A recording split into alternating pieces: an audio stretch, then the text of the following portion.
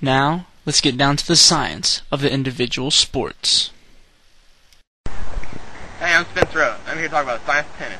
Tennis is the only sport that utilizes every aspect of the mind and body. Right now, we're going to go straight to the racket. The racket is made of titanium alloy. It helps with aerodynamics and makes it go faster. It's also very hollow, so it makes the racket head get through the ball quicker. The strings this way are Kevlar. The strings this way are Tetragamma. This dampener helps with resistance. Fresh ball is going to give less resistance to tighter strings. This grip is made of mostly carbon and some other elements. The ball is made of felt and rubber and it's hollow on the inside, so it gives more bounce. This is Josh Dilbeck, starting pitcher for the Cleveland Indians, and I'm here today to tell you about the science of pitching. Now I can throw the baseball probably about 100 miles an hour, and that all starts right here. When I get the ball at its highest point, my arm accelerates so fast before I release the ball that you get that blazing fastball. That's just because the back of my arm and my back's so strong. Now what allows me to throw the ball across that plate and hit that mitt so much is my angle of elevation, or the angle of my arm.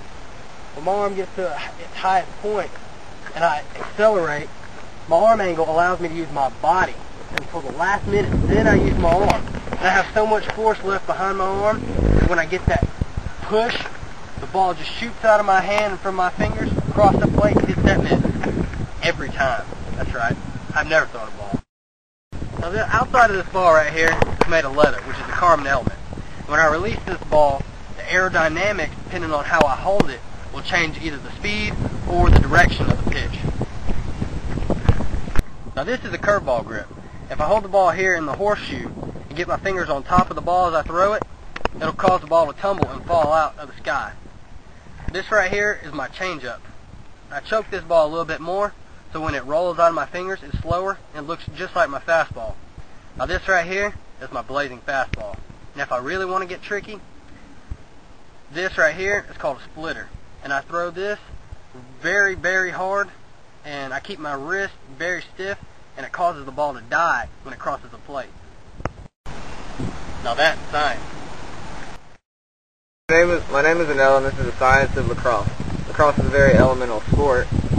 My shaft is very aerodynamic. It's made of titanium and aluminum alloy.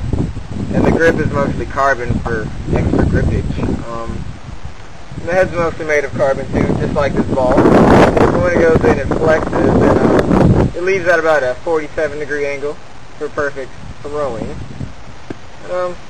Stay in school, kids, or you're a fool.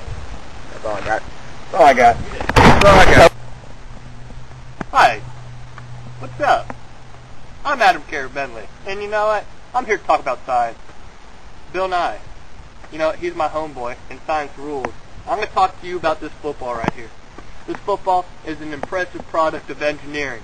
You see, what happens is, how you make this football, you take a donut shape, and you inverse the radiuses of the inner circle and the radius of the tubular circle that revolves around the inner circle. And if you inverse those two together, it redoes the whole object, and it hits this football shape right here. And you know what? This thing is very impressive. You know, if I throw this ball, it has an optimal acceleration of 9.8 meters per second squared. And you know, it all depends on the velocity. Like I said earlier, I throw the ball at 75 miles per hour. And you know, if you do the math and everything, let's see, where does that put me at? That puts me at about a deceleration rate of about 7.25 meters per second squared. If anybody's counting.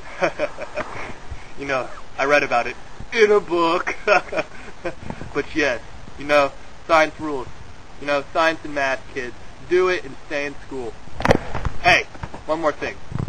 Eat fresh. Thanks for being on Sports Science this week, guys. You've really helped us out a lot here at the lab, figuring out which sport is the most challenging to play. We've actually narrowed it down to one final sport, and it happens to be none of the ones you play. The sport's played in India, and it's called High-Lie. It's the world's most dangerous sport. It also takes the most endurance and agility out of all the other sports. Also, the velocity of the balls has an average of 188 miles per hour. That beats all of you. So therefore, High-Lie is the most challenging sport to play in the whole wide world.